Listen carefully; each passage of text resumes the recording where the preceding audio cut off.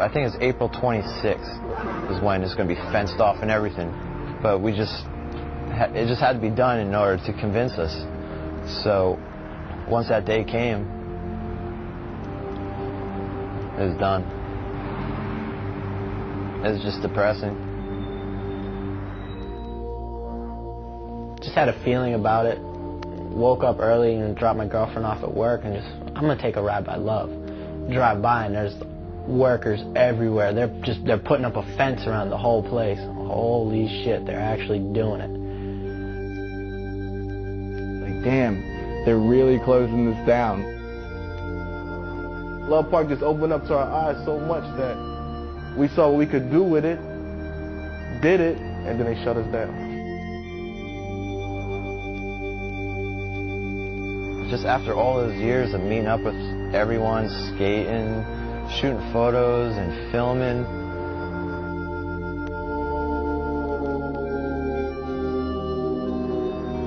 and you just see the park just empty. It's probably like the first time since it was, ever open to the public, it was just silent. I didn't come to Love for a while afterwards to see the fence. They put like all these like pink garbage cans and pink flower planters in there that now all have urine stains down the side of them. It's real attractive. They put all these hideous like wooden benches in everywhere, and it's not like they really designed anything. They just kind of took a bunch of stuff and threw it in, and that's how it felt. But grass in certain places, they can't really hit certain things, and just benches in front of certain ledges and all that. They kind of fixed tiles and stuff in some parts that were broken up where it would be kind of better, but for the most part, they messed it up a bit. But I mean, you could still skate it, if you could skate it. But they have cops basically there 24/7, so it's hard. The city's stupid because, like, Love Park has gotten so much coverage just through skateboarding. Nothing else has covered it. People all over the world wouldn't even care about it, most of the people, you know what I mean? Like, oh, it's just a park there, let's go have lunch there. But here it's in thousands of videos and magazines all over the entire world. Like, people are coming from every part of the world to go to Love Park, and it's because of skateboarding. Now you're not going to see like kids doing crooked grinds on ledges. Now you're going to see bums taking shits like in the grass. Congratulations, well done, Mayor. Fucking idiot. All the city council people used to say it was there for everybody to go eat lunch, but the only people I seen there eating lunch were the bums eating lunch out of the garbage cans. Really, it was just a bum mecca, and far beyond the skateboard world. It was just good for bums in general, I think. Bums are just complete hell, like people just giving birth on a ledge or just taking a shit and smearing it in their hair and stuff. Like, mugs are hell, fighting, whatever, trying to stab people. The same bums are there like every day, so like you become friends with them, you know what I mean? Like it became a family with these like, homeless people, because that's what we got put in the same boat as, we're criminals now. And here we are, like just these young kids hanging out in this park, which is so weird.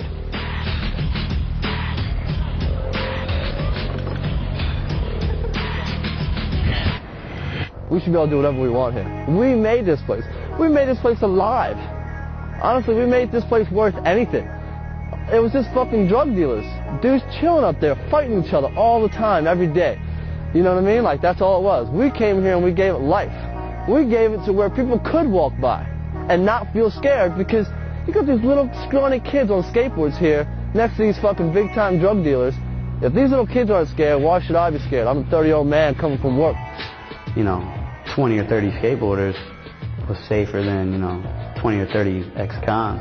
But, the skating, I'm sure it's a problem for people, like people trying to walk through, some kid runs into them. But that's rare, that's random. I mean, it's life, stuff like that's going to happen. But, of course, the amazing thing is that the impulse to skateboard in Love Park is so strong that they still go there.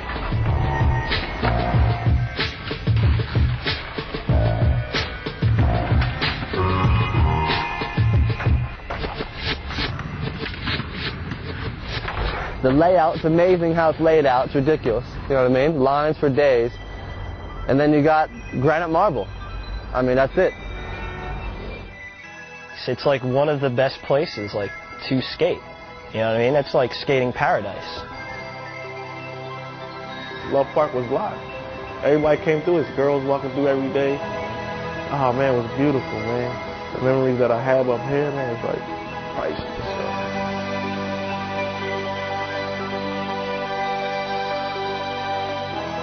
While the fate of Love Park remains uncertain, its place in skate history is unquestioned. To further their cause, skaters and local activists banded together to fight City Hall. Yeah, so politically, skateboarding was attracting a lot more attention in the city, and we were thinking that there's no official voice for skateboarders in the city of Philadelphia. This summer, leaders of the community formed the Skateboard Advocacy Network.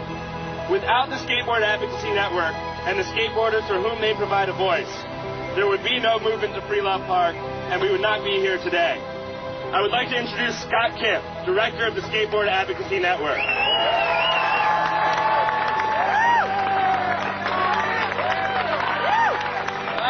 Hello, everyone. This is what was making people stay in the city. A lot of people here are just for Love Park and the skateboarding scene, and by destroying that, you're destroying a world-famous icon and getting rid of all these young people. If you hadn't stuck and stayed, skateboarders have been committed, you've kept the pressure on, you haven't given in, and even when they said it was over, you said no. And that's what makes the difference. So we're going to go to each council person and explain why it has to be love, because there's kind of this perception. I think people in the city now realize that Philly was famous for skating, but they don't realize that it was famous specifically for love. You know, if love came back,